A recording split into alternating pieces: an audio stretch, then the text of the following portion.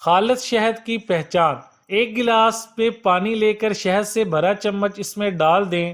اگر شہد خالص ہوا تو یہ پانی میں حل نہیں ہوگا، اگر خالص نہ ہو تو پانی میں حل ہو جائے گا۔ شہد کے چند قطرے جذب کرنے والے کاغذ پر ٹپکا دیں۔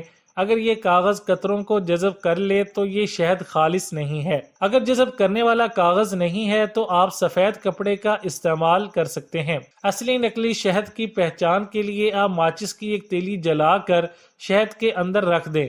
اگر تیلی جلتی رہے تو شہد اصلی، اور اگر بجھ جائے تو شہد نکلی ہے۔ دانت کے درد کا علاج: ایک گلاس نیم گرم پانی میں چٹکی بھر نمک اور ایک کھانے کا چمچ گنے کا سرکہ ڈال کر دن میں کم از کم 2 مرتبہ اچھی طرح کلی کریں۔ دانت کا درد جاتا رہے گا۔ بادام تازہ رکھیں: بادام کو چند سال تک بالکل تازہ رکھنے کے لیے تقریباً 1 کھانے کا چمچ چینی اس برتن میں ڈال دیں جس میں بادام رکھے ہوئے ہیں۔ بادام بالکل تازہ رہیں گے۔ پیروں کی بدبو سے نجات: ایک عدد گول بینگن کو 4 حصوں میں برابر تقسیم کر کے ایک دیگچی میں 1 کلو پانی میں ابال لیں۔ جب پانی نیم گرم رہ جائے تو اس سے دونوں پیر دھو لیں۔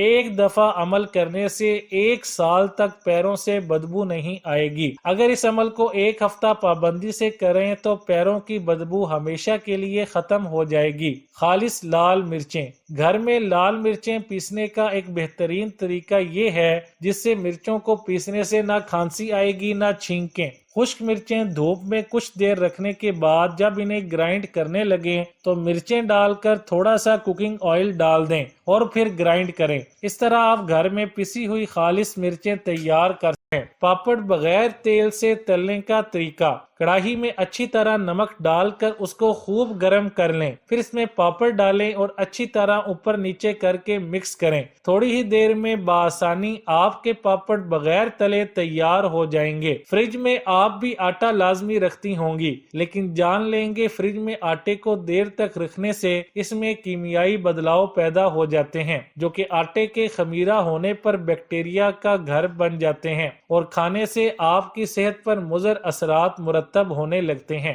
آپ نے دیکھا ہوگا کہ فریج کے رکھے ہوئے آٹے کی روٹیاں اور نان پراٹھے ٹھنڈے ہونے پر اتنا مزہ نہیں دیتے جتنا تازے آٹے کی روٹیاں دیتی ہیں۔ ماہرین کہتے ہیں کہ پہلے سے گوندا ہوا آٹا فریج میں جانے کے بعد اپنی اصلی حالت پر نہیں رہتا اور فریج کی گیس کے معلق ذرات بھی اس میں شامل ہو جاتے ہیں جو کہ پیٹ پھلانے اور معدہ کی خرابی کا باعث بھی بن سکتا ہے، جس کی زیادتی پر آپ کو پیٹ خراب ہونے اور قے کی شکایت بھی ہو سکتی ہے۔ اس لیے 2 دن سے زیادہ فریج میں آٹا نہ رکھیں۔ بہتر یہی ہے کہ روزانہ کی ضرورت کا تازہ آٹا گوندھ کر اسے استعمال کریں۔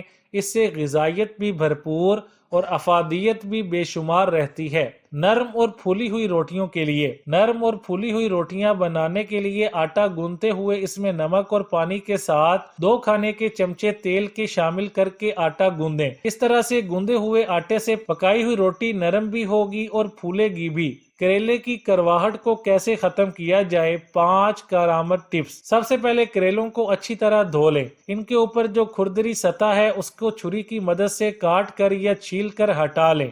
ہرے کریلوں میں موجود تمام بیجوں کو نکال باہر کریں اور اب ان کو ایک بڑے پیالے یا ٹوکری میں رکھیں اور ان پر اچھی طرح نمک لگا کر 20 منٹ چھوڑ دیں۔ 20 منٹ بعد آپ دیکھیں گی کہ پانی نکل رہا ہوگا۔ اب آپ کریلوں کو اچھی طرح نچوڑ لیں۔ نچوڑنے کے بعد چاہیں تو سادے پانی سے کنگھال لیں اور اب اس کو اپنی مرضی کے مطابق جس طرح چاہے پکا لیں۔ آپ کا کھانا بھی ذائقہ دار بنے گا اور کریلوں کی کرواہٹ بھی دور ہو جائے گی۔